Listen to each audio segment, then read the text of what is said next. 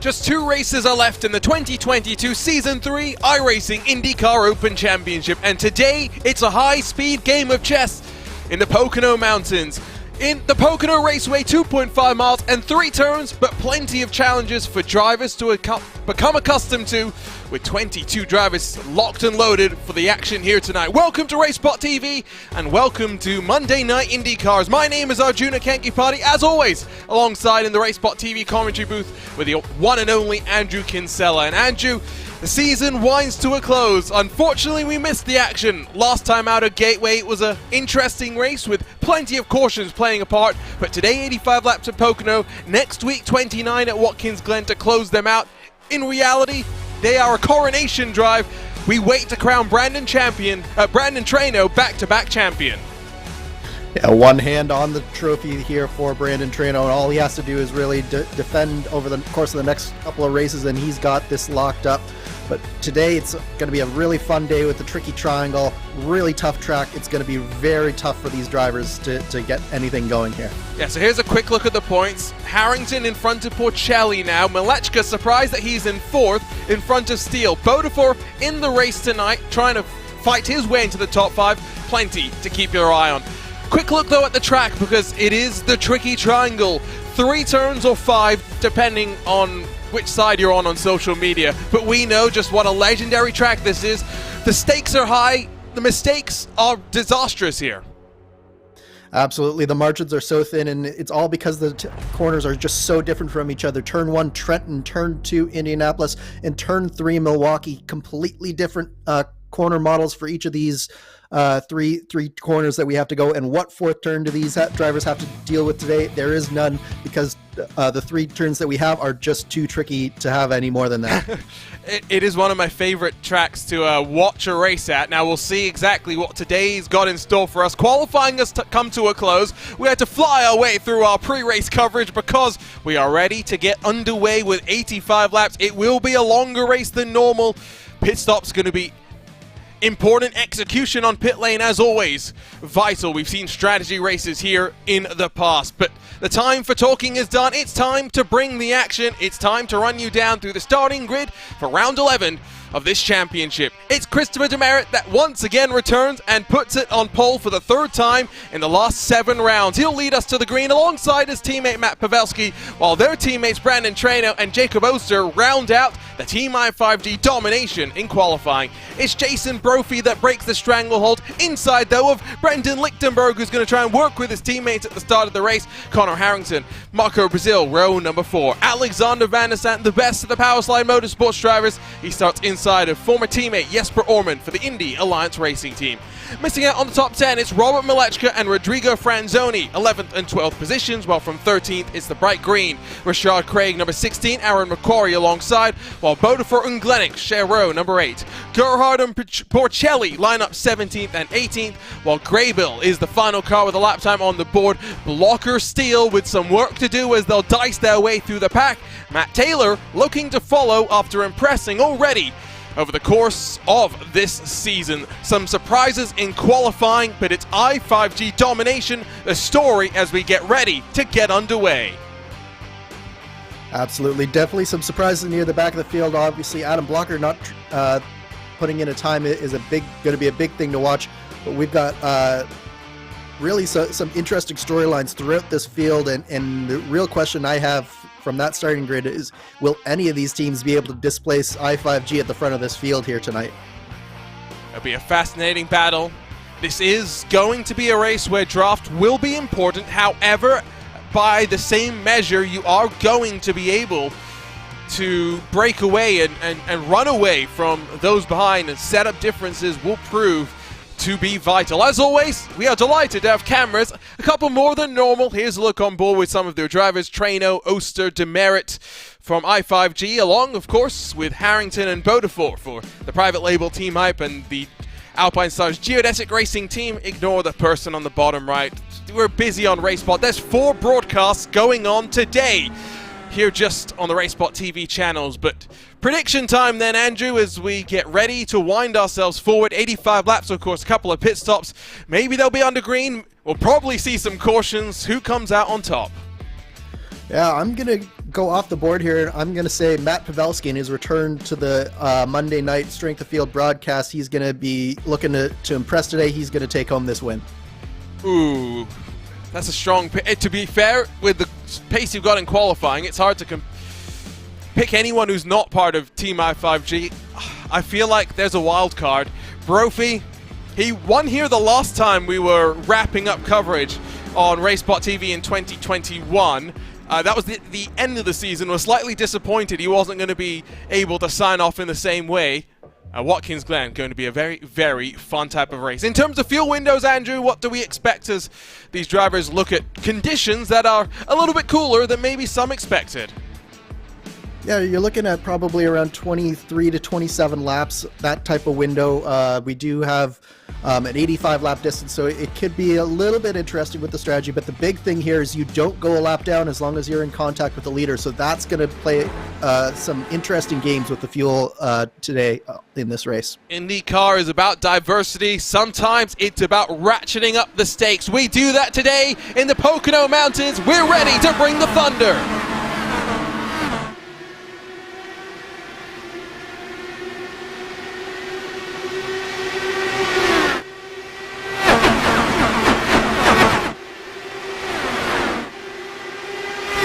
Two cars elect to start from pit road, and Glenix and Steele will try and avoid going one lap down, but they build in towards turn number 2. A good start as the teammates coordinate at the front of the field, but Jason Brophy sworn it's i5G 1 through 5.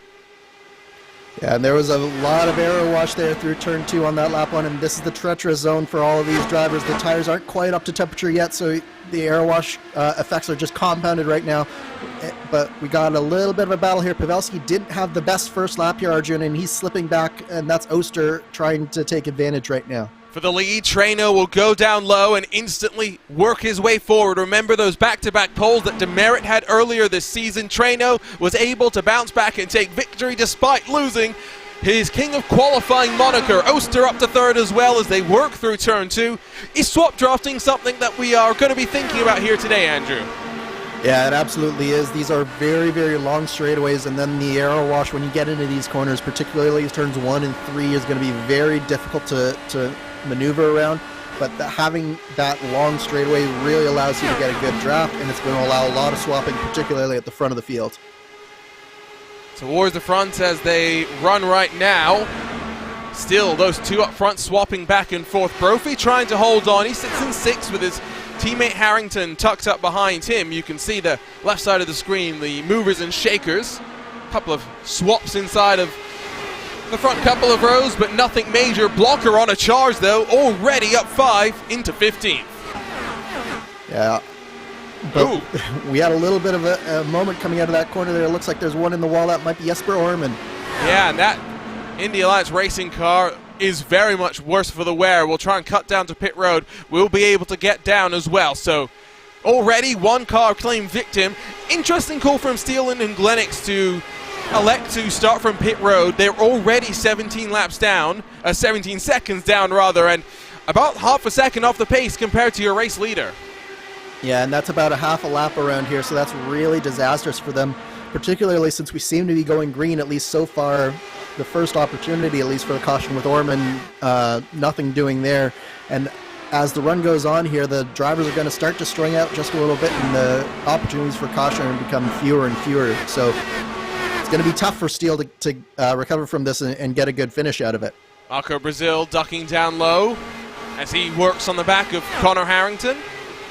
Unable to affect any sort of a look, at least for the time being. Let's grab a look then at what happened to Jesper Orman. As always, a early morning for him as he stays up to race in these Monday night races for us in America. Washes out wide through the tunnel turn on a one-way ticket into the wall. Yeah, he was just never making that corner there, Arjuna. It looks like he was a little bit spooked by Malechka underneath him, but he gave so much room to Malechka on the inside that he was just in the gray the whole time and just had no room on the outside and just drifted up into the wall. Such an easy mistake to make. I have done it myself many a time. While they swap for the lead again, it's Bodefer now who works to the inside of Van der Sant. While Van der Sant's teammate Malechko goes on the attack, it's the number 7 that's trying to defend. You can ramp up off of the corner. That's what the young Van der Sant will do. It's great to see Bodefer really bringing some fight and some hunger, fighting in effect by himself against the 3 major teams. Oh, and he's in the wall! Commentator's curse displayed right there! Oh, what a shame for Bodefer there, but that has got to be one of the strongest curses I've seen in a while there, Arjuna. Yeah, I think I take full responsibility. That's not a happy face. I'm delighted, though, that we are seeing him out on these ovals because he is quick on a road course, getting better and more willing to throw moves on ovals as well, and that's the beauty of IndyCar. It's one of the goals that I had for the ISOWC when we ran it in 2021. So, Brophy being able to hold on, but behind him, no real separation either. We thought there may be a bit of a breakaway. We haven't seen that just yet. No, and the surprising thing is that Treno and Demerit really have fallen back into the clutches of Oster and Pavelski as well, so it's a 4-car battle instead of the 2-car battle that we might have thought with the swap drafting going on. Meanwhile, the private label team Hype drivers, they're 6th and 7th right now, so it's an I5G 1 through 5 with Lichtenberg in that 5th position. And the team Hype drivers, they just don't seem to be able to have anything, at least in the early going for the I5G boys. Let's take a look at this replay. It was turn 2 claiming its second victim of the day. And we're not even 10 laps into this one, just feeling the effects of the dirty air. That's a painful one. Yeah, and I suspect it was just he went in a little bit closer to Van der Sant than he had on the previous laps. And when you get that close to the car in front, my word! Just, that was so close as Van der Sant chucked the outside of Rodrigo Franzoni and somehow pulled that off without hitting the wall there. That was really, really close. Yeah, that was brave. A bit of an understatement. Malechka Brazil, side by side for 8th through turn 1 as we're on to lap 9 of 85. Despite the fact these laps are longer, 41 odd seconds, they will fly on by in the blink of an eye. Let's take a look at this one. This was some commitment. Yeah, you can see Van der Sant committed to the very, very high line, and what you're able to do is just keep the car wound up nicely. Franzoni didn't realize that Van der Sant had quite that run until it was nearly too late, but Van der Sant really liking that high line early on in this race, and that's a great thing for Van der Sant because it doesn't look like very many other drivers are able to run that high right now.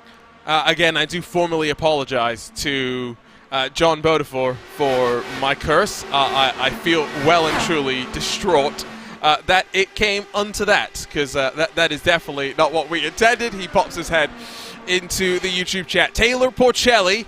Porcelli sits up in 3rd in the championship. He's going to be starting to look backwards in points because he's running down in 17th. Porcelli's always comfortable, quick on a road course, still trying to find some of that comfort of on the ovals as Brophy now goes to the outside on Lichtenberg. Yeah, and that's a little bit surprising because we were talking a little bit earlier about how fast the I5G guys were, but looks like the private label team Hype, they're starting to reel back in, and it started with that number 11 car up Brendan Lichtenberg.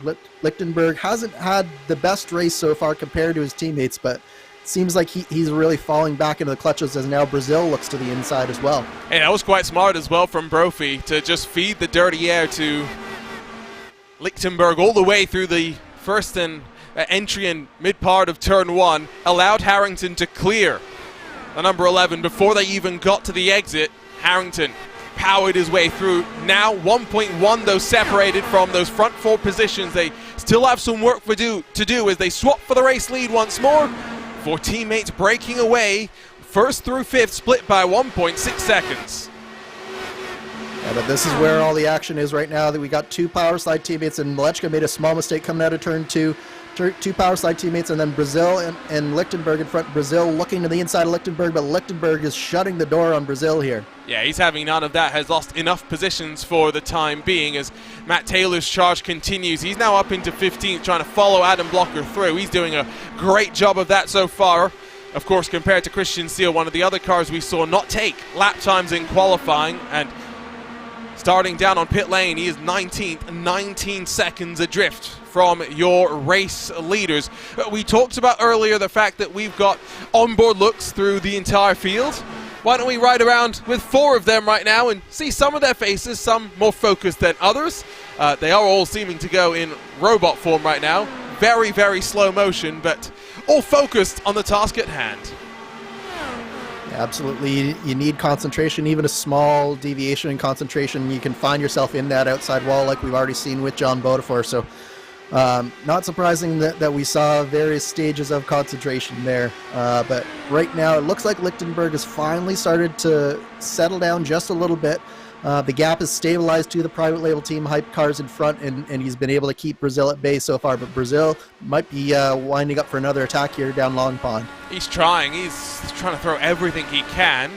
You know that Brazil likes cleaner air when it comes to his race setups. He's not looking too uncomfortable right now. Qualified 8th, able to hold on to that position as well. Behind them, Malechka Van der Sant trying to close. Separation building between 12th and 13th spots with Aaron McQuarrie dropping off the back of Rodrigo Franzoni. Adam Blocker has done a great job. Started at the back. Technically, you could say within the leading pack right now, 3.5 seconds back from your race leader. Yeah, he's got a sniff of his teammates right now, and that's all that you need if you're Blocker to start getting towards the front of this field. So I think goal number 1 for Blocker when he started that low in the field was just to find himself at the first pit stops and still be within shouting distance of the leader. And so far, at least on this stint, it's looking good for that as Malechka gets around Brazil in turn 2. That was a nice outside move. Yeah, takes advantage of a checkup. Van der Sant able to do so as well, as now Brazil trying to build the momentum back up and avoid losing a 3rd spot, this time to the Powerslide Motorsport driver of Adam Blocker. It's so easy for those mistakes to add up. We're still only on lap 16 of 85, but halfway through or so a fuel run as drivers start to think about undercut and overcuts. You said it at the start of the race. You don't go a lap down when you pit here at Pocono. And it really does throw a wrench into the strategy here as Van der Sant actually has gotten around his teammate Malechka and is going for Brendan Lichtenberg too. So Lichtenberg's still hanging tough on that outside, though. He's really making that outside work well, but we saw Van der Sant can also make that outside work. This is going to be a fascinating battle, I think, over the next few laps of who actually can keep that car on that outside line.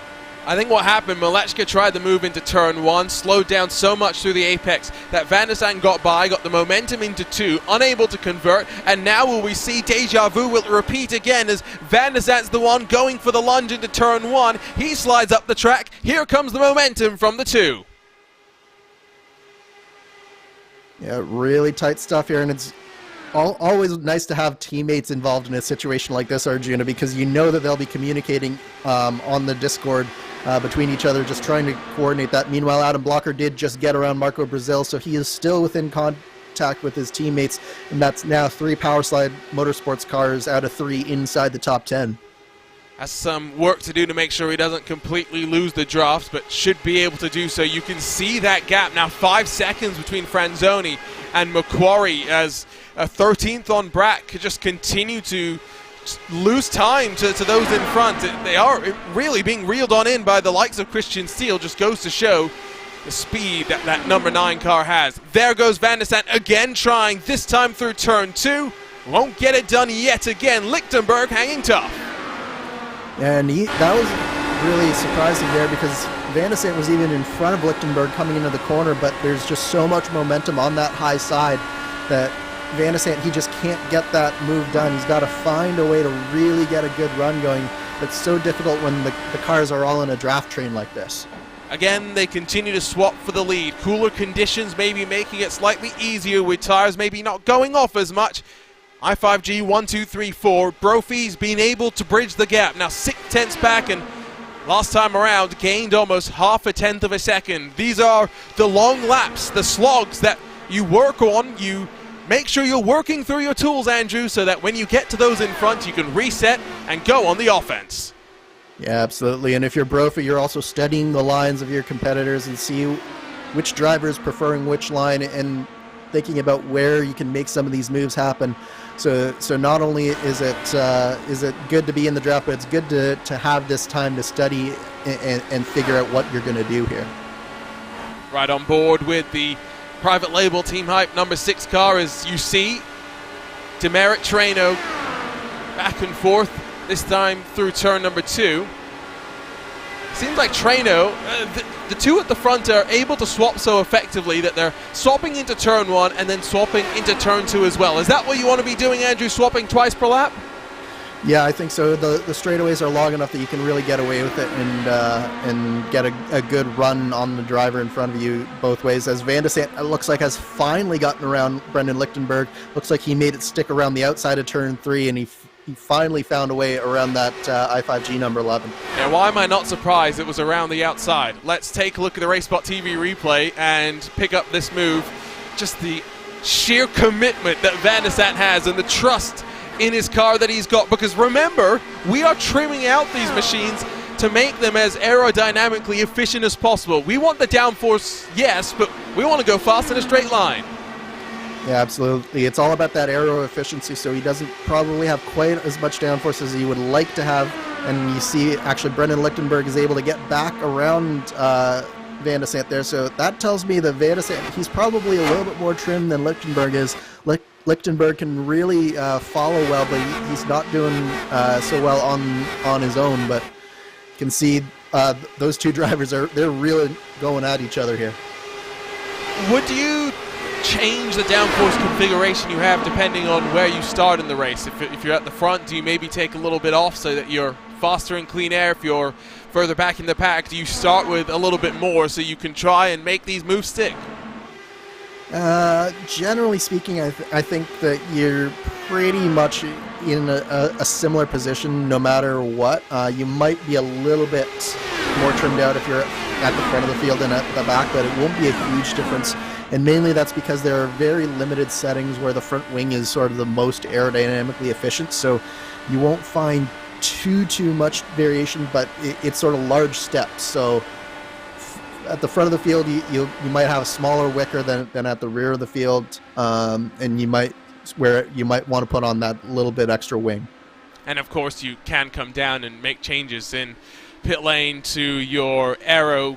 There are marginal changes, a degree here and there at the front, but might be worth considering if some of the cloud cover cleans up at the front. Brophy seems to have lost some speed. Harrington will throw it down the inside. Brophy, of course, teammate, will not fight him. Van de Sant might finally get it stuck as well on Lichtenberg, but you question what's going on with the private label Team Hype setup. Has Brophy been working the tools too hard? Has he been burning through the tires? Look like we have a spin. Franzoni out of turn 2, but no caution there, Arjuna. So Franzoni will go around and seemingly, fortunately for some, does not bring out a caution. The change that we had to the caution detection system has changed things. Here's a look at the replay, and, well, there's contact, but there's a lot of air between the two of them. And how on earth that did not bring out a caution, I am not sure, but the iRacing caution is apparently set to forgiving mode for this race, because that was a car spinning across the track there. Brophy continues to slide now. It will be Van de Sant that works on the back of him. Look at him go to the outside of turn 2. You can't get stuff like that done. Brophy will indeed shut the door, but you get the sense it's just a matter of time before Van de Sant does it again, and it's not before they even get to the midway part of turn 3 that he's around the outside. Yeah, a really nice move there from Van de Sant. We've seen it before and we'll see it again. He loves that outside lane through turns 3 and 4, and he's even trying in turn 2, as you saw. So really strong car right now from Van de Sant. Malechka's actually gotten around Lichtenberg as well. So that I5G car for the number 11, he's really not having a fun time back there, as Malechka now looks to the inside of Brophy. Yeah, you're not meant to be able to get moves like that done, given that we are towards the end of the fuel window as the tires continue to fade. So on lap 26 of 85 in this penultimate round of the season, Blocker now does the same to Lichtenberg as Marco Brazil becomes the first to dive to pit road. And there you see Malechka giving a little bit of draft to Adam Blocker, trying to get him around Brophy even before the corner, and that's a nice strategic play there from the Powerslide duo. That's allowed Blocker to get up one more position. He's up to 8th after starting 20th, Arjuna. Here comes Connor Harrington as he looks to try and work his way forward. Battling with Van de Sant. Of course, Van de Sant just a couple of laps ago was a few cars behind him, so Van de Sant still really pushing forward. Looks like as this run has gone on, the long run pace of the power slide is no match for anyone else here. The unique thing about ovals always is the fact that you can talk without thinking too much about what you're having to do on these long straightaways. So Connor Harrington taking full advantage of that as he ramped off of turn 3, communicating with his teammates. And you talked about earlier the importance of communicating. Brazil, though, right in front of your race leaders. Yeah, and you saw the snake form immediately with the I5G drivers trying to find that draft and get that little bit of extra speed, a little bit of separation, because they know that they're going to be coming down any lap now. I would actually suspect probably Treno and maybe Demerit as well this time by. Yeah, here they come nice and tidy from the two of them. They lock up, but able to slow it down in time. They will work their way forward. Let's see how things will play out. Blocker and Van de Sant, they'll fight side by side in towards turn number 1. Great charge so far, but still a long way to go, of course. Malechka in front of Harrington. Of course, the pit window opening.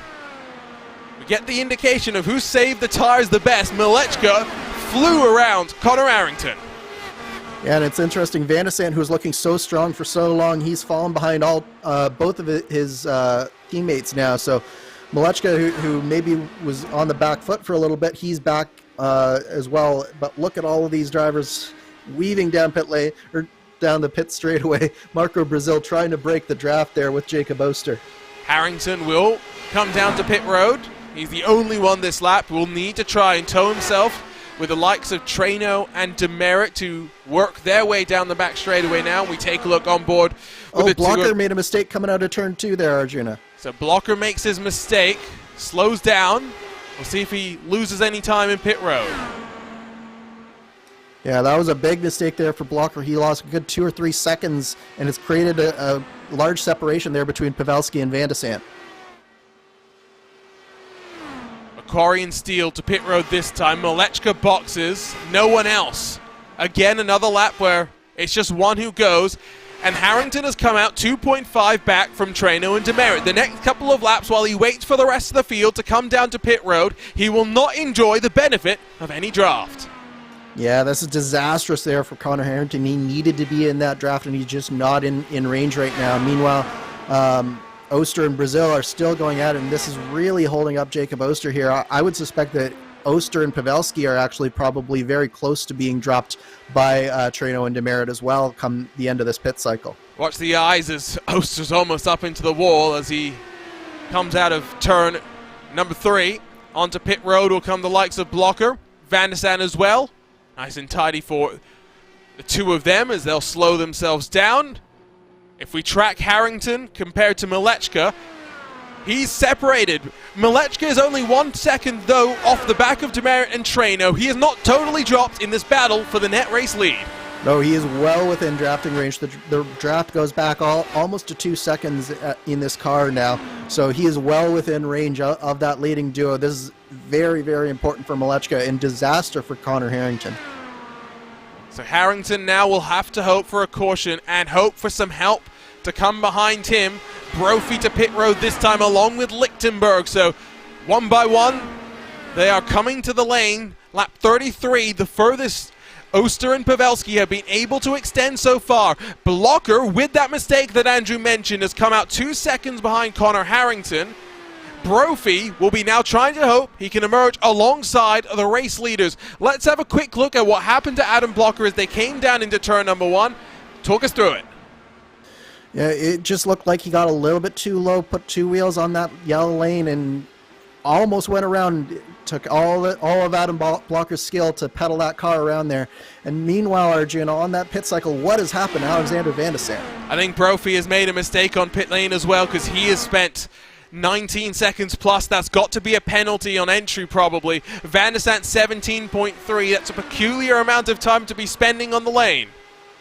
It's almost like it's a rear wing change for Van de Sant. That would be about the right time on pit lane, but very interesting for Van de Sant there. Oh, I know why Jason Brophy is still stuck on pit lane. Jason, I get to do this today rather than last Wednesday. You done it again. slooping it on pit entry. Poor Lichtenberg goes scrambling to try and avoid. Yes, there's a reason why Jason Brophy has a reputation on pit lane. Yeah, definitely a little bit hot coming in there, as they say, and it'll have caused Lichtenberg a couple of seconds there, but definitely, I think Brophy's pit cycle definitely qualifies as the most disastrous out of a fairly disastrous round of pit stops. Yes, there's plenty that have not had good luck. In terms of charges, Blocker and Taylor, both plus 12. Good days for them, although Taylor 10 seconds back outside of the battle for the lead, maybe not looking as optimistic from here. Losers Brophy minus 14, Orman minus 12, our first retiree of the race. As well, of course, as Franzoni and Bodeford. Back and forth, they continue to go for the race lead. Malechka's the only one within touching distance. He's the one that stopped the domination for I5G as he runs in a podium spot. What will he want to do to work on the back of two teammates that are going back and forth as comfortably as this? Yeah, I think now that Malechka's comfortably in the draft, what you'll find is that he's going to do one of two things. He's either going to go straight to the front here, or he's going to sit and watch these two teammates pull him around and try and save some fuel, try to lengthen out this final stint just a little bit more, so that the final stint is as short as possible. Some battles, of course, further back that we will keep our eyes on, but here's Van der Sant trying to make something out of nothing. McQuarrie to his left, Taylor even further left. These guys fighting for the sole spot remaining inside the top 10. Behind them, still got Craig, Gerhard, Porcelli. So plenty of strong names. I'm knocking on wood as I say this, Andrew. We've gone caution-free so far today. Well, and as we saw with the Rodrigo Franzoni incident, the oh my word! flags, Are you joking? Twice in one day? If you didn't believe in a commentator's curse, today is the day when maybe it changes. Porcelli loops it on the exit of turn 1, and the caution flies for the first time today.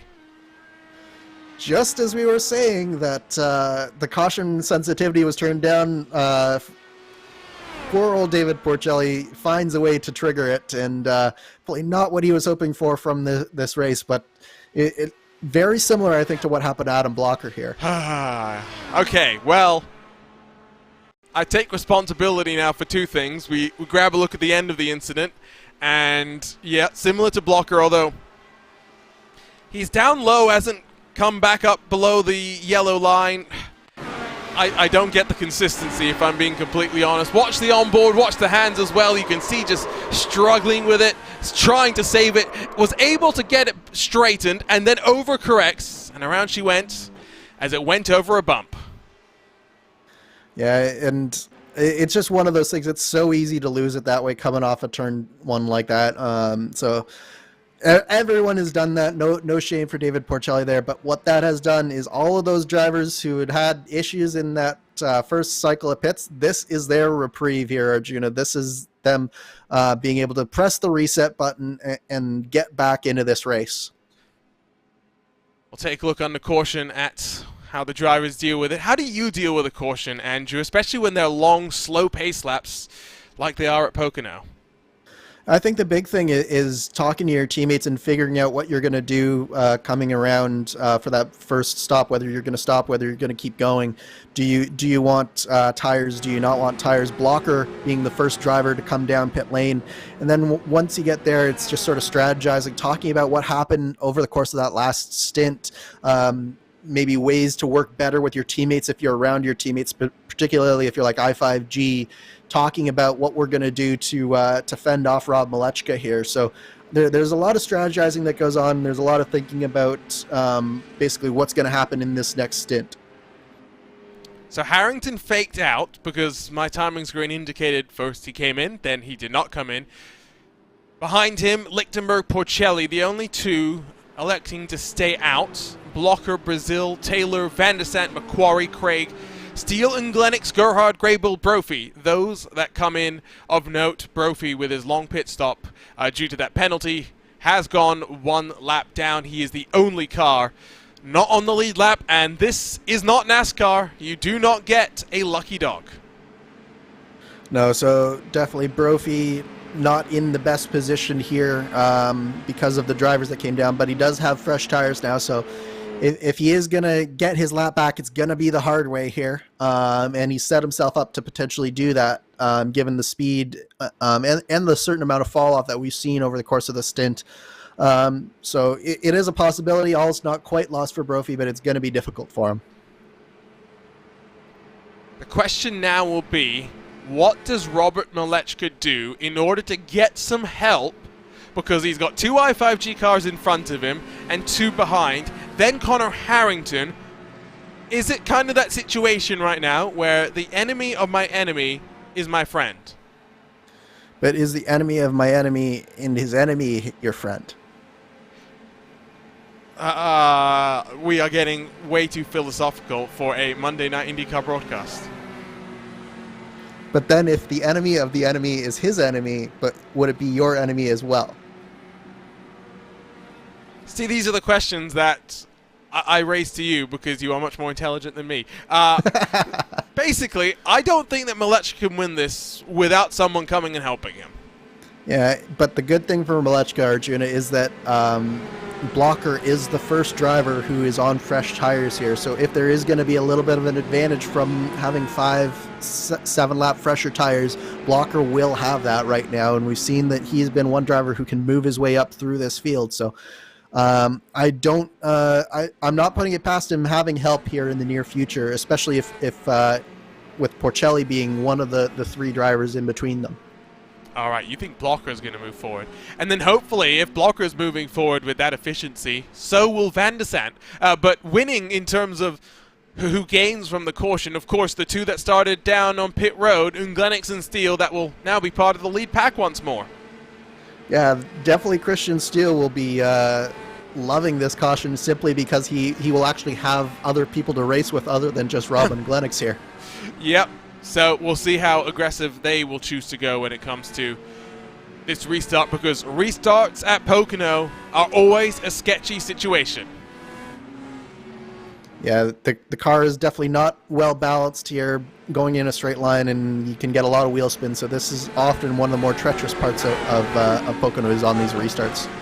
So for 35 odd laps, we went green. We completed a cycle of pit stops that saw the field stretch apart. However, now with David Porcelli's spin, the field stacks up. The i5G dominance has been broken. It is still Demerit and Treno ready to get us back underway. The engines roar once more in the Pocono Mountains. Little bit of a stack up in the back of the field there. Christian Steele already ducking down to the inside, trying to find a way to, I believe that's past Laura Gerhardt there. But meanwhile, at the front, we've got a little bit more strung out here. Rob Malechka's done a good job to defend from Jacob Oster in that first corner there. And this is going to be an opportunity for sure for Rob Malechka to disrupt that i5G stranglehold at the front. He's got to time it, though, as they work on the swap draft. How are they going to be able to time it well for Malechka and maybe Harrington as well, who is looking on the back of Pavelski and will have the same disadvantage in that they all have a face full of dirty air. Blocker has not taken advantage on the restart as they complete the opening lap after getting back underway. Blocker still sits in 9th.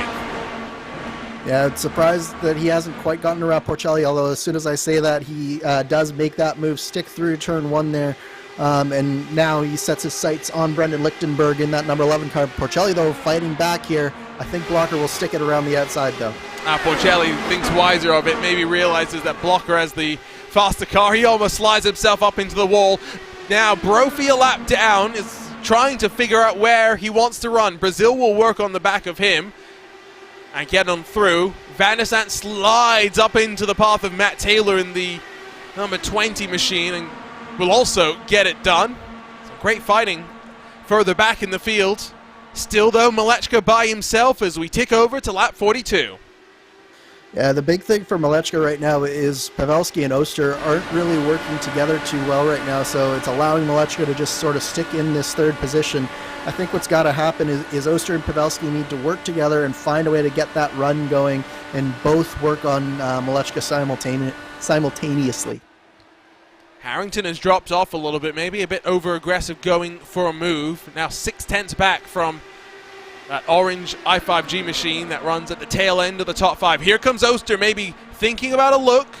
on the run in towards turn 1, thinks the better of it, and gets a face full of dirty air on the entry into the corner as his reward. Wait for those guys to close up. Christian Steele, Robin Glennox not able to take advantage on this restart. Steele still mired in effectively no man's land. Yeah, they've been able to get around Laura Gerhardt, but no farther. Rashad Craig, the next driver up for Christian Steele, is definitely not in necessarily a bad car there for the Indy Alliance Racing stable. So it won't get any easier for Steele as he tries to get through what is a very strong field here tonight. Akari had a bit of a moment, almost ran himself up into the wall. Craig will be there to take advantage and move forward into 13th spot for the time being. Porcelli struggling, 1.3 back from Adam Blocker. Brophy's car, again, is not damaged. His penalty was for speeding on pit lane, or I guess unsafe pit entry. Take one of the two, whichever one is you'd rather take. However, Brophy's car is still good. He'll be looking maybe now to try and work his way forward. Van der Sant will try and hope to latch onto the back of him. Yeah, and if you're Brazil and Van der Sant, you really need to dispose of David Porcelli pretty quickly here. We've already seen that Porcelli's car, not the best handling car in this field, as witnessed by that spin that's brought out our only caution. So you really can't afford, if you're Brazil or Van der Sant, to lose touch with Jason Brophy at this point, because if you lose that draft, it's going to be very difficult to get it back. Blocker's still trying to catch onto the back of Lichtenberg, by the way, in order to try and sync up with his teammate at the front of the field. Of course, we will still have a cycle of green flag pit stops to come, hopefully, but we are halfway through this race. Harrington and Lichtenberg side by side. Does Blocker sense an opportunity? He'll go to the outside, build the momentum down this main straightaway as they tuck side by side. Harrington sliding in front of Lichtenberg. Here's the momentum from Blocker, not choosing to go for it. Yeah, Blocker just waiting patiently there. Meanwhile, Van der Sant is also looking to the inside of Brazil there, but it looks like Lichtenberg, he's all over the back of Connor Harrington, so we got a number of different battles going on. Harrington, you saw, got a face full of aero wash there, and that's going to put him right back into the clutches of Adam Blocker. Swapping again for the race lead, but can Porcelli hold on? Or does Brazil get him? Brazil through. Van der Sant as well through turn 2. How quickly it changes for Porcelli, who is clearly struggling, now down to 11th. Van der Sant goes to the outside. Brazil squeezes him, runs him out of room. Not sure that was the wisest call. Van der Sant, we know he can be feisty. Yeah, and Van der Sant, he's got Jason Brophy giving him a little bit of a draft here, trying to get by Marco Brazil. If he can get by him in turn 1 here, this is going to be very important for Van der Sant. But you can see Van der Sant touches the inside lane, gets a little bit loose. Brazil hits him. Like I said, feisty. Van der Sant wasn't taking no for an answer there. Slid all the way up into the path of Brazil and then expected the contact. It was as simple as that. Fun to watch. They've lost 2 seconds though. Up the road, Brendan Lichtenberg runs away.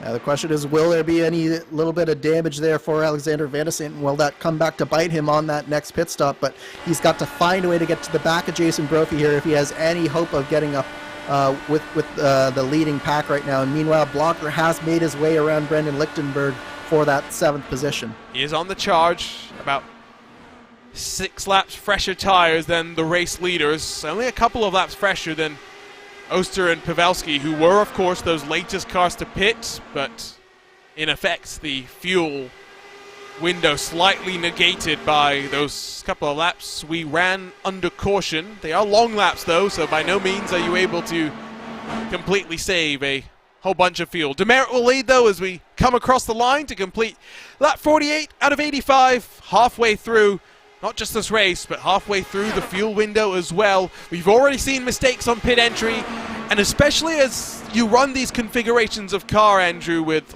the lower downforce, getting on the brakes at higher speeds as you're rolling to pit road, it's much harder than it sounds as the downforce rolls off as your speed decreases.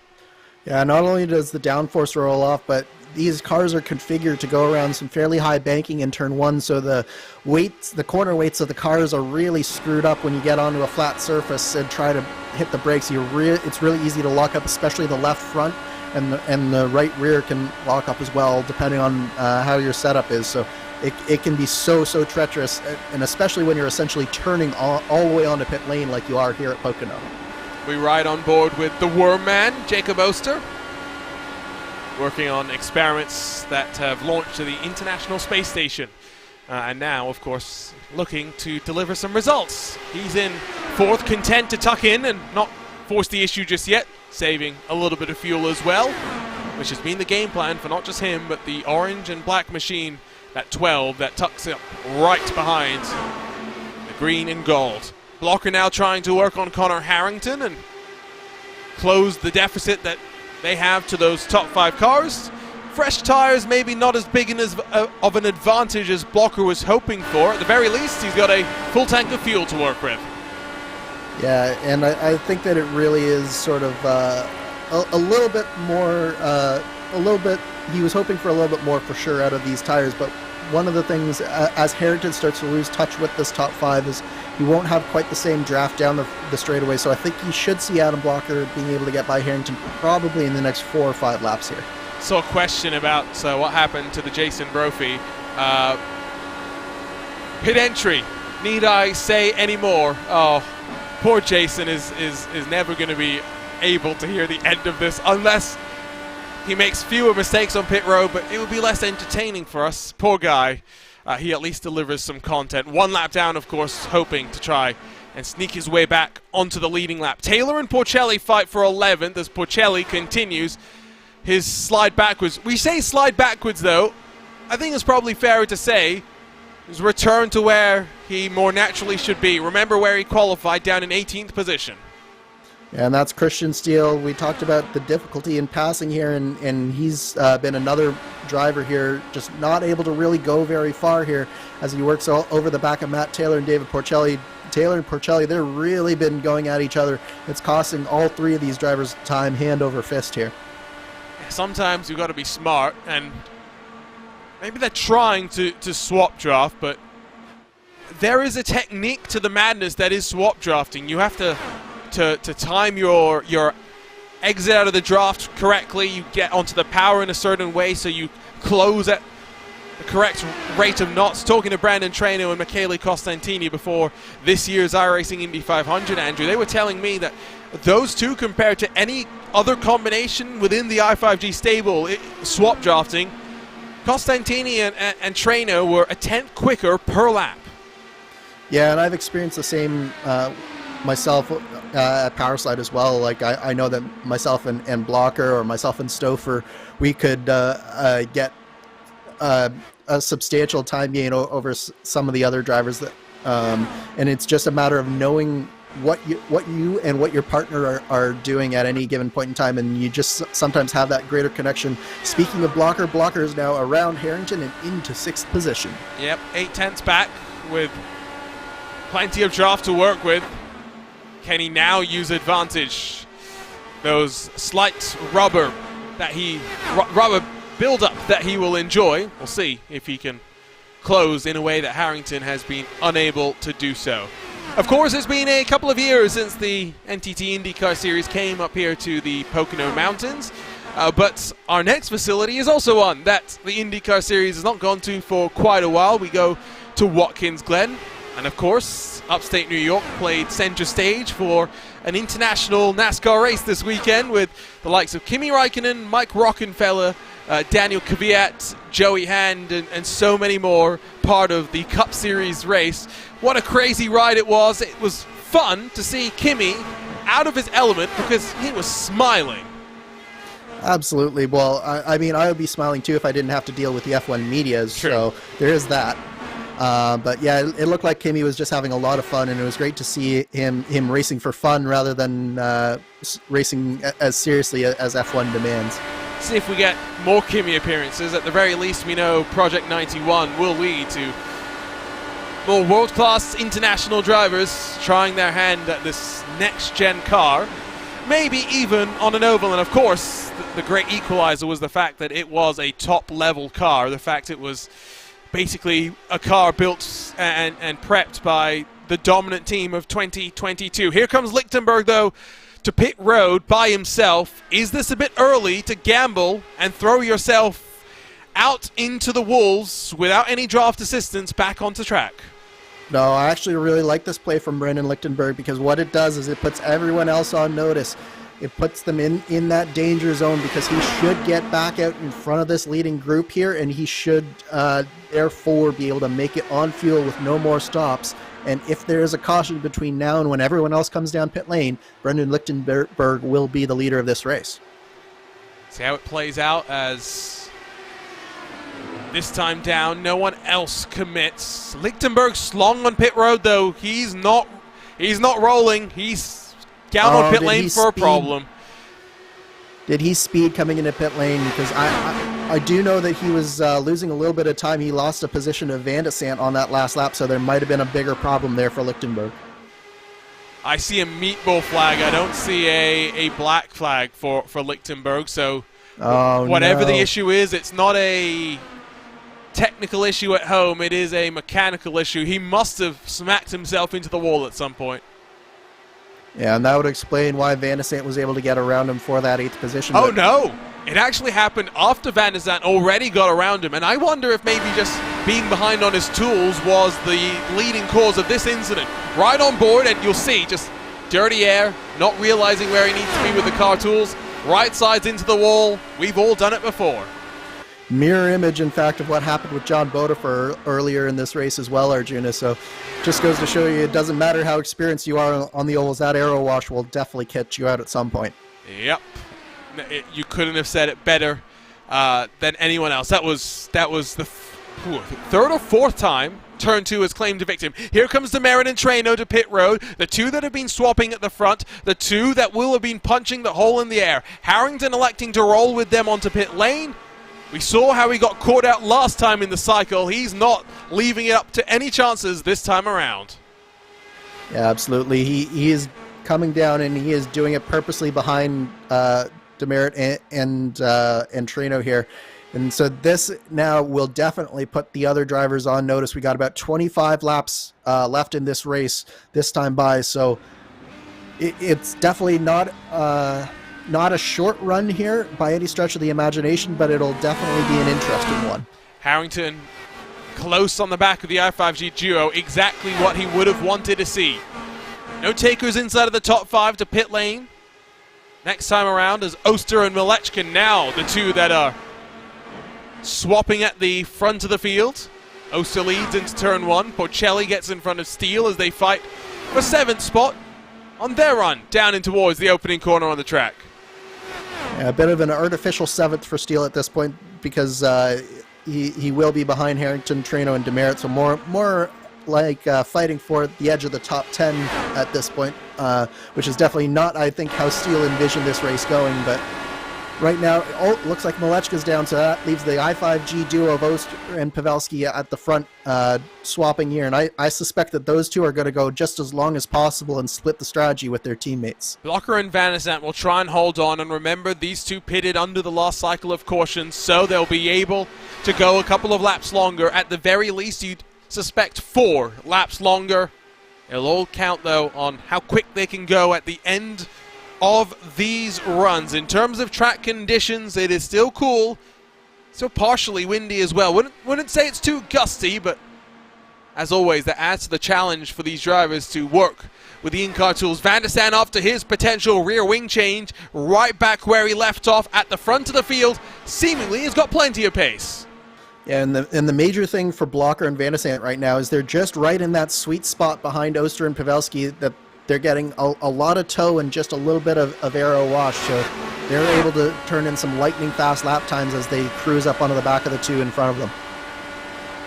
Look at the timing on the swap into turn 2. Pavelski doesn't have to lift as Oster lobs it down the inside. Blocker and Van de Sant, though, really shrunk that gap down over the course of the previous lap. Will anyone roll to pit lane this time by? Top 4 will stay out. Behind them, Jason Brophy, 1 lap down, continues to hope that he can get a lap back as well. If we go green from here to the end with just over 20 laps to go, we have 15 minutes of racing left to play. Yeah, and I'm actually surprised that we didn't see any of the top 4 come down this time. I think that certainly if we don't see that next time by, someone is going to blink very, very soon here. And I wouldn't be surprised if that would be Adam Blocker, because now that he's caught up to Pavelski and Oster, he needs to keep the progress up, and if he comes down now, he's got a good chance of coming out right with that group of Demerit, Harrington, and Treno and Malechka. And by the way, we haven't talked about this, but Treno and Malechka got out in front of Demerit and Treno, so it's now no longer an I5G 1-2 or presumptive 1-2 here. It's going to be important as they merge as well for drivers to jockey and jockey correctly. As you build up speed, as the tires get up to temperature, those off pit road need to understand how to hold on to this potential overcut game that they will have. We'll find out in a few laps' time. Oster and Pavelski working on lap 31 of a fuel run as Blocker tries to get to the inside of Pavelski. It would seem as though those two I5G cars do not come in. Blocker says enough's enough. He dives to pit lane. Yeah, and that's exactly what I expected for Adam Blocker. You look at the lap times last time by, and it was almost 0.4 of a second that they were losing to Treno and Malechka. So Blocker understood that he had to come down pit lane. He had to get back into the draft of what will be the leading four after this round of pit stops here. There are the pack that have pitted. Malechka at the point with Treno, Demerit, Harrington behind. Blocker rolls, already having completed his stop. His qualifying struggle see him at the tail end of pit lane. Already cars up to pace. Blocker will merge at the very tail end of the pack, and that is crucial for Blocker because now, yes, he may have slightly fresher rubber. He's got it all to do again, though. Treno in the front. Malechka, Demerit likely to emerge in front as well of Pavelski and Oster. Yeah, but crucially for Blocker, he will have that draft, and I think if he had gone maybe 1 or 2 laps longer, he just would not have the draft anymore. So very, very important that he was within that sort of 1 second margin off the back of this pack. He's going to have the fresher tires and the lighter fuel. This could get exciting here. So now we wait for the leading trio to come down. Here they come, in fact, onto pit lane, and Oster has made a mess of it. Locked up the inside tires. Has he gotten away without a black flag? That will be the question we are all waiting to answer. Yeah, that was an extremely aggressive pit entry there, and Pavelski nearly lost it on pit entry as well. So those I5G cars not set up well for that pit entry. I think he got away with it. Pit. I think he got away with it. Van der Sat slides through the box. He'll emerge a couple of seconds back from the pack and still searching to find his box. Still searching as Oster drops first of those that have rolled into pit lane. Demerit leading the charge into turn number 1, but the green and gold machine will be in the fight and in front of the fight. In front of the fight for now, but for how long? They've got a pack of angry cars coming at them. Pavelski's already cycled to the back, and this grouping here is going to quickly swarm over Jacob Oster. Malechka makes it 3 wide and goes to the front there. Wow, what a move from Malechka. It's not time to pull the punches as we work towards 15 to go. The Powerslide Motorsports driver hits the front of the field. Behind him, it's a trio of I5G machines, a private label Team Hype car, and then Blocker, the sole Powerslide Motorsport teammate that Malechka will have to work at the front of the field. More cars roll to pit road. Only Unglenix yet to make his final stop of the race. We are ready for the final dash to the checkered flag. And what a dash this is going to be. All of the big hitters, save for maybe Alexander Van der Sande, are in this leading pack. They're in the draft. This is going to be a knockdown, drag-out fight. Let's grab a look at the moment for Van der Sande that ended his chances of victory. Starts here as he works into pit lane. Cuts hard because he's trying to avoid any contact with Pavelski. Then backs up, but in the act of backing up has gone too far left. Now tries to find the right point. Still trying to find the right point. Still trying to find the right point. There is no worse feeling in pit lane than that one. Unglenix on pit lane. It's Treno that takes the lead of the race once more. Treno and Malechka, but here comes Blocker on that inside of Jacob Oster there. He's disposed of Connor Harrington, and now it's Pavelski looking at the inside of Connor Harrington, but the power slide drivers suddenly 2 and 4 here, and Malechka to the inside of Treno into turn 2. Bit of separation as well. Harrington and Pavelski have to be careful they don't drop completely off the back of this field. Next time by, it will be 15 laps to go. Look at this great look from up above. You can see the different lines drivers are taking as they search for clean air. Blocker lost some momentum.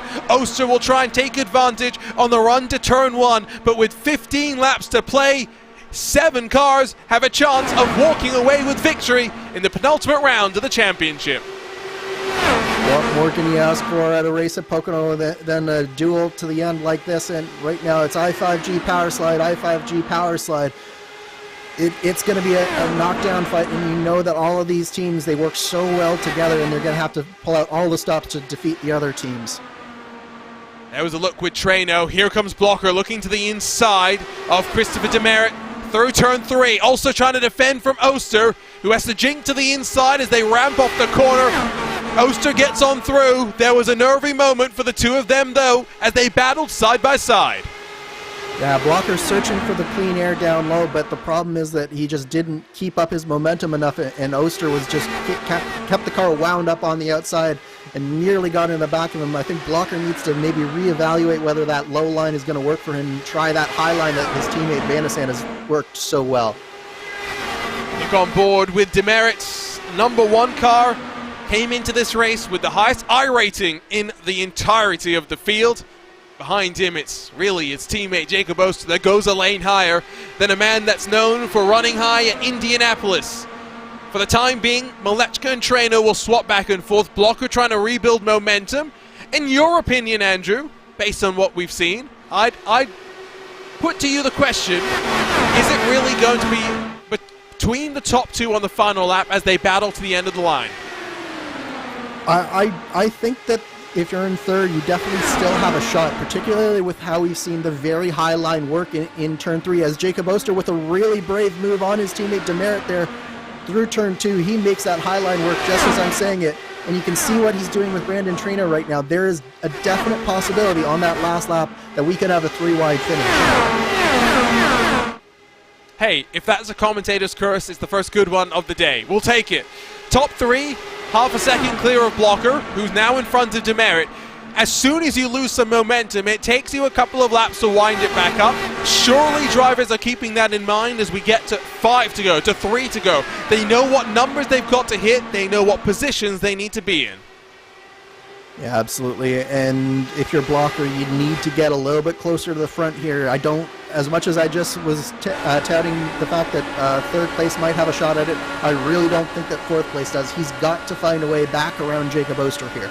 The wall of dirty air will be his major factor, but maybe wait for the slip-up. We've already seen plenty, even from drivers as strong as Christopher Demerit. This time at the line, 11 to go. Laps continue to wind down in our final oval of the season. Oster with the run. He'll look to the inside of Malechka, who runs into the back of Brandon Traino. I think we got away with that one, but again, another nervy moment. You can tell just how frenetic this type of racing truly is. Wow, I can't believe that we got away with that there, Arjuna, because that had disaster written all over it, and if Malechka doesn't have front wing damage, I don't know how he doesn't there. He's up in the air. His front 2 wheels actually land back on terra firma with a crunch. I am amazed. I will put it that way. We will track Malechka and see if he slows down, but as he runs right now, he's still in 4th, has not lost any ground through dirty air, holding on tight to the back of his teammate. We've seen the iRacing gods smile on some, never as much as they have smiled on one driver here today. Yeah, absolutely. And as much as we've had 2 commentators' curses, we've also had some very lucky moments in terms of cautions as well. So I think the iRacing gods see just how good a race that we're having there. They don't want to interfere at all with this. But meanwhile, look at the run here. Christopher Demerit has Malechka was a little bit held up coming off the corner. It looks like it might be Demerit, but again, Malechka just running that outside line, and we've seen it time and time again. Harrington loops it off the exit of turn 1, and will we see a caution? It's what brought the caution out the one and only time before. Harrington with a damaged race car, slow, running down in towards turn number 2. He spins, and the caution comes out with 9 to go. We'll have a shootout in the Pocono Mountains. Oh my, this is going to be so exciting here. I can't wait to see what's about to happen. Malechka has somehow gotten back around Blocker as well through all of that. So it's now Oster, Treno, Malechka, Blocker, Demerit, Pavelski, and guess who? Christian Steele will suddenly have a shot at this as well.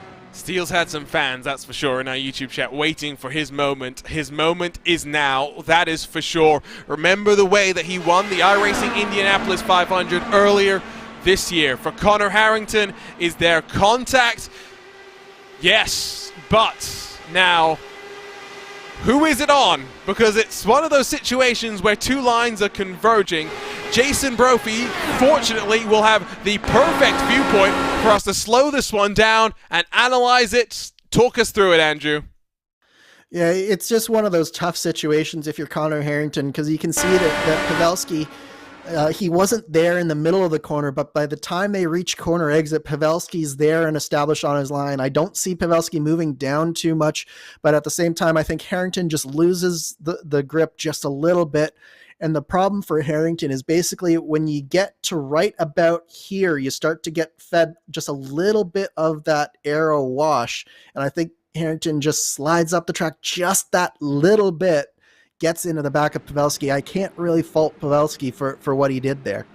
Now, I wondered if anyone would be crazy enough and gamble on coming to pit road. We're about to find out. Jason Brophy will, of course, because he's a lap down anyway. He was going to be cycled to the tail end of the field. Van der Sant will as well, and he rolls from 9th position. Fakes everyone out, though. Taylor, Gerhard, and Glenix will roll to pit lane, all on the lead lap. Van der Sant, have to get a replay of that one. It's always cheeky when you throw the fake. Yeah, I'm actually kind of surprised that Van der Sant didn't try it, but it's probably a good thing given that he did have some drivers stay up behind him. So, yeah, probably a little bit too much to ask for Van der Sant to come back in this thing and have a shot at it. But if disaster strikes the top, then it's definitely a possibility. But yeah, you can definitely see he was faking everyone out all the way. So did Brazil as well, right in front of him. So, we will restart, not with 6 to go. We will restart with 5 to go because the lights are still on the pace car. So at least another lap under caution. Already seen some contact, already seen some 3 wide. We know restarts are going to be frenetic, and we know that Jacob Oster has the freshest tires of those inside of the top 5. Behind him, Pavelski, Steele, Brazil, Van der Sant, and Craig will also have some fresher rubber. Treno and Demerit will have been out there 9 laps longer than those that have been out there for the least amount of time. How much will they struggle as we get back underway? Yeah, I think so. For the first 2 laps or so, as we get heat back into these tires, it'll be fine for Treno and Demerit. But the longer that this run goes, and it's only going to be 5 laps, but the last 3 laps are going to be the hardest for Brandon Treno and Christopher Demerit here. And I do think that there is just that little bit of an advantage on those fresher tires. And then Oster being in the lead on fresher tires is going to be a very difficult mountain for some of these drivers to climb. All right, you said Pavelski to win this at the start of the race. I will give you a mulligan. I'll give you a chance to pick again. Do you change your tune? I am going to go with Rob Malechka here. I think that Malechka has figured out that outside lane better than his teammate Adam Blocker has, and I think he's going to have to use that outside lane to make the pass happen. I think he can do it. I think he's going to make it from 3rd position here. Love it. All right, so lights are off on the pace car, so we will go back to racing with 5 to go. Pocono, one of the tracks that I think many would like to see IndyCar return to, but only 2 more races left in the real world for the NTT IndyCar Series, both on the West Coast. First, a trip to Portland, and then over to the rolling WeatherTech Raceway Laguna Seca. And if the championship comes down to that final race, I think back to what we saw last year, we're in for some chaos. Absolutely, we are, and particularly with so many drivers still with a shot at the Real World Championship, you know that all of those drivers are going to be very aggressive over the last 2 races, and turn one at Portland is, let's just say it's known for some chaos, Arjuna. Yeah, we'll see if maybe it comes to iRacing in the future. It's definitely something that people have been asking for. So, a couple of cars burning some fuel. Trying to get their Delar IR18s as light as possible as they go into battle for what likely will be the final time on an oval. Another caution likely would be the point of no return, but we'll wait and see with these longer cautions that we have here at Pocono. What a race it's been so far. Green flag pit stops twice. It comes down to a shootout at the end. Oster picks up the throttle. Treno tries to charge him down. Separation building behind. It's a good jump though from your race leader. Malechka looks for second. Yeah, it was well anticipated by the two power side drivers there. There was no real separation between your top 5, top 6. Even Steele and Brazil still in this lead draft. Meanwhile, it looks like 3 wide here for that lead, and Malechka splits the difference between the i5G cars and takes the lead into turn 2. And then courteously does not chop the nose off of Treno, does not feed him dirty air, allows the king of the bricks to power his way back into turn number 3. They were 3 wide on this opening restart lap. What will it be with as we come to 4 to go? Oster with the freshest tires of them all, but it's Treno that leads at the line. Malechka trying to find his way to the inside, blocked off, 3 wide for a moment again. Malechka to the outside.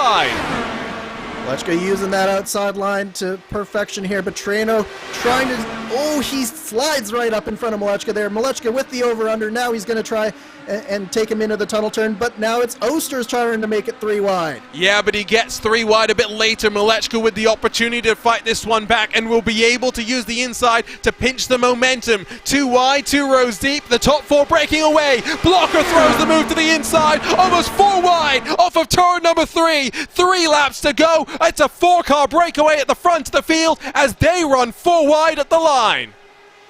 Oh my goodness, you can see the momentum shift and shift again as Treno looked like he had to get out of it on the outside, and then he used that run on the inside to take the lead into turn 1 here.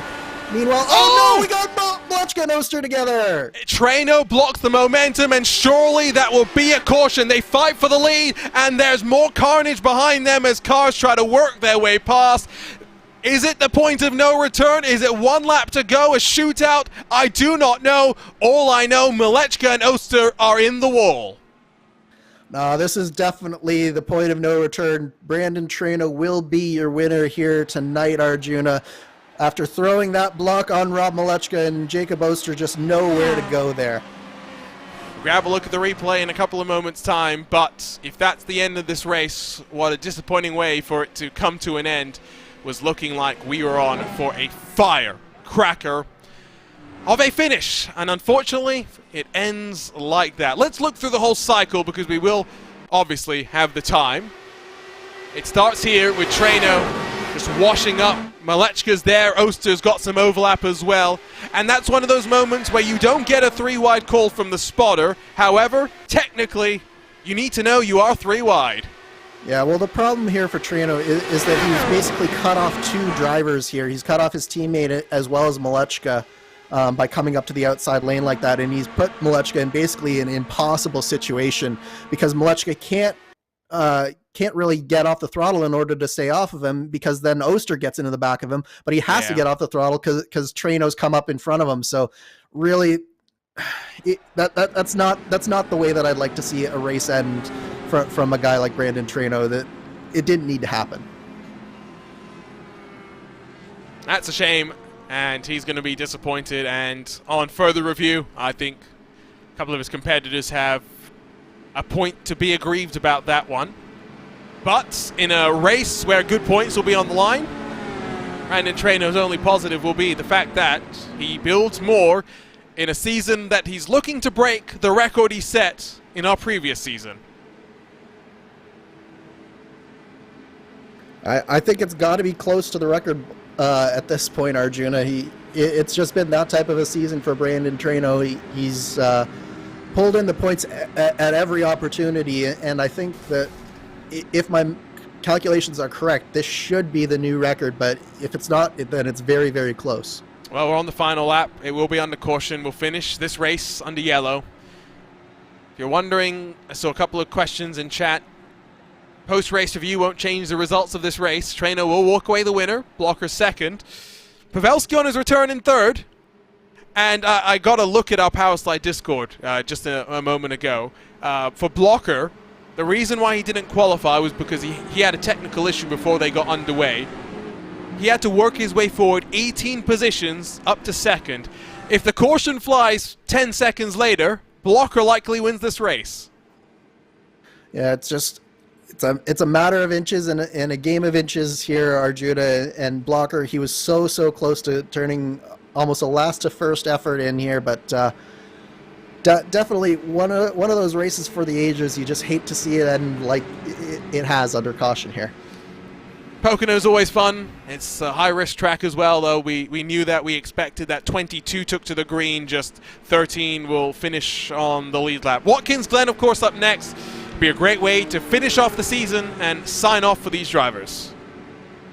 Absolutely. Watkins Glen, one of my favorite tracks on the iRacing service in this IndyCar. It's just so good there. Such a high commitment track. There are some passing opportunities as well. So can't wait to see what happens in 1 week's time at Watkins Glen. But right now it looks like we're coming slowly towards this checkered flag here, Arjuna. It will be Brandon Traino that walks away a winner yet again. Another race where Demerit has taken pole, that Traino has won. This one in slightly more controversial circumstances, in slightly more sour circumstances. But it is one of the best that iRacing IndyCar has to offer that will walk away on top with Brandon Traino. Wins in the Pocono Mountains. Adam Blocker, Matt Pavelski finish off the podium spots. Christopher Demerit and Christian Steele making it 4 i5G cars, finishing inside of the top 5 positions. i5G rolled off in qualifying with a rocket ship. They had a rocket ship in the race as well. Oster deserved a top 5 finish. Lichtenberg had the pace to show a top 5 finish as well. One team dominated, one team walks away on top. Definitely a race of domination from the i5G drivers, but at the same time, you got to say hats off to Powerslide. They didn't have a good qualifying effort, but those cars really showed some, especially long-run pace in that race, and they did everything they could to bring it to the i5G boys at the end of that race. As always, we'll get the chance post-race, once the drivers cool off a bit, to chat to them, to talk about the race and how it unfolded. But as Jason Brophy finishes off what was a miserable day with some spectaculars, Craig, Demerit, Taylor getting in on the front as well, fun as well. It will be Traino that burns it down once more, a sight that has become all too familiar. Another good day as well, of course, for Christian Steele, who worked his way forward, but for some disappointment, for some delight, it's the story of motorsports, whether it's real, whether it's virtual. Traino is on top yet again, walking away as the winner with Blocker and Pavelski through the podium. Demerit Steele, the top 5. Brazil, Van der Stant, Craig, Porcelli, Macquarie making up the top 10, with Van der Stant having to bounce back twice. I guess 7th, a good reward with all things said and done. Taylor and Glenix behind them, with Gerhard the final car on the lead lap. Jason Brophy 1 lap down after a pirouette on pit lane entry. The judges gave it a 10 out of 10. The race control said penalty for the number 6, Jacob Oster. Malechka involved in the final crash that saw us finish under caution, with Grable, Harrington, Lichtenberg, Franzoni rounding out the top 20. Bookending the field, it will be Bodefor as well as Jesper Orman. So we'll wait for that opportunity to chat with the drivers.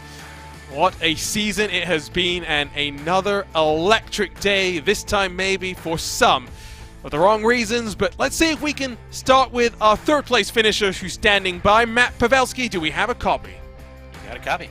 Matt, great to see you back on a Monday night. Interesting race to say the very least. 2 long green flag runs at the beginning, and then a little bit more of a caution fest to end the race off. Talk to us about the i5G machine, which looked on rails in qualifying, looked on rails on the race as well. Yeah, I mean, it absolutely was on rails. I haven't really been able to drive this car. I think this might have been my first start in it since Indy. So it's been about 3 months, and Yeah, I mean, the car was really good over long run, short run. Of course, it was planted in qualifying, like you said. I didn't think I had a second place in it in qualifying. But I think kind of towards the middle of the race, just the lack of practice and familiarization with the car kind of caught up with me a little bit.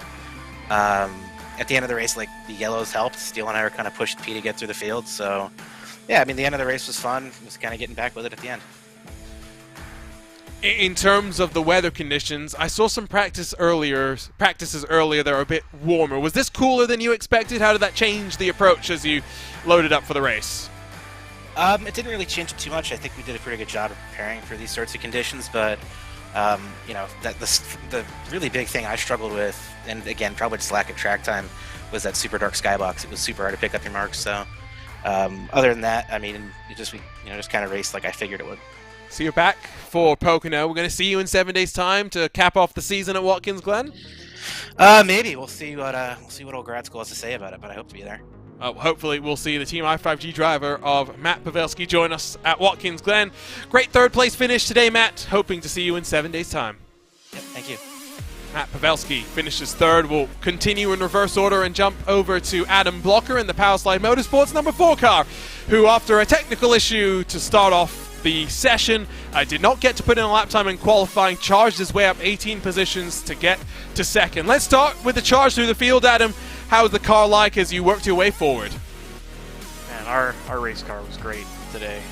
Yeah, I really thank Hugo a lot for putting together. Hugo and myself really put together a really good race car, and yeah, I mean, I think we had the best race setup. Honestly, we just didn't have track position for most of the race, but yeah, I mean, it took me a while, especially once I got into the top 10, to kind of get by people, and I shot myself in the foot because I lost 3 or 4 spots, like get super sideways off of 2 one time, lost 2 or 3 seconds. So, but yeah, I mean, just got myself in a position, and obviously the last dash to the finish could have been any one of the top 4 winnings. In terms of the final few laps, not just of course the final restart, but even the one before that, how frenetic was it? We saw couple of moments of contact, so a couple of sends all the way to the outside of turn number 3 that worked quite effectively for you and your teammate Alexander Van der Sande as well.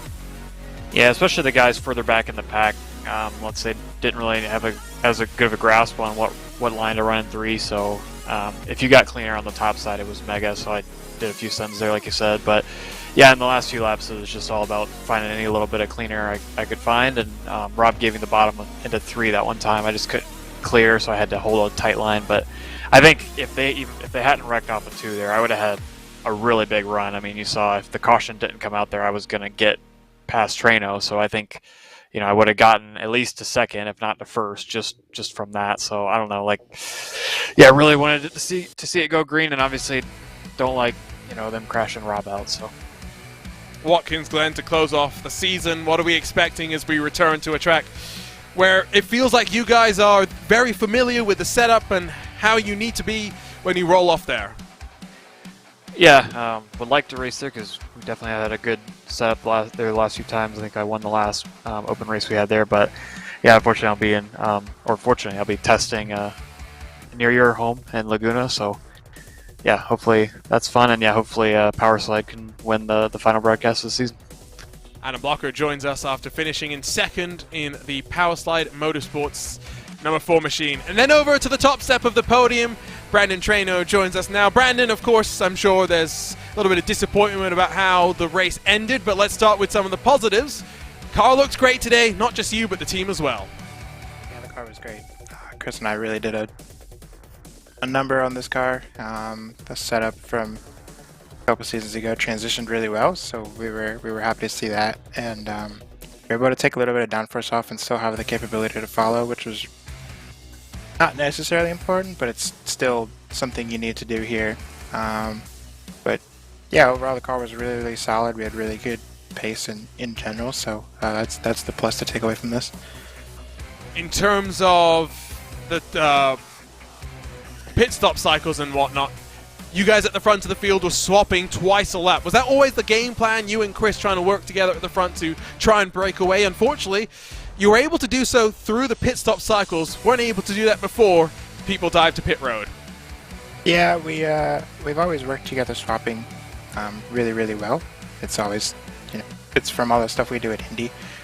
So we kind of game planned a little bit for that because we felt like it would sort of hold the field back, but again, I think everybody else was just kind of riding. There's not really much you can do or places you could go, so we just did that to kind of keep the pace up and maybe break away from the stragglers in the back. But yeah, pit cycles were good. We gapped pretty well on the first one. Rob came out in a less than ideal spot, so he had to lift, or else I think it would have just been us three until the caution came out. And then the second one, everybody just kind of played it right with having the lower fuel or shorter pit stop, and we're all kind of grouped together there at the end before the final set of cautions. It's been another great season. How do you close it off in Watkins Glen? Hopefully with a win. Steele and I have been working pretty aggressively on Watkins Glen because we've never really had a good setup there. We've always kind of struggled with the balance between the high speed and the low speed corners in the boot section. So Steele's been grinding for me, but yeah, we've had a really good season so far, and glad to come away with the win. But not that I wanted to win it, and I've already apologized to Rob a couple times, and not one you really celebrate, unfortunately.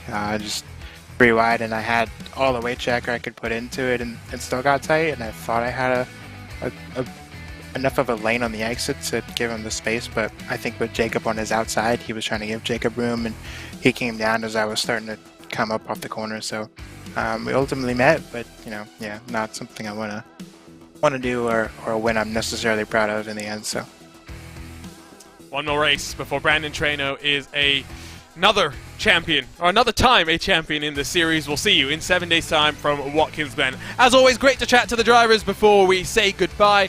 But we have one more race, and it is a trip to one of the faster tracks that America has to offer in road course racing, the flowing Watkins Glen. A big climb up from the bottom of the 90 to the top of the S's, the run through the bus stop, of course, and then through the boot.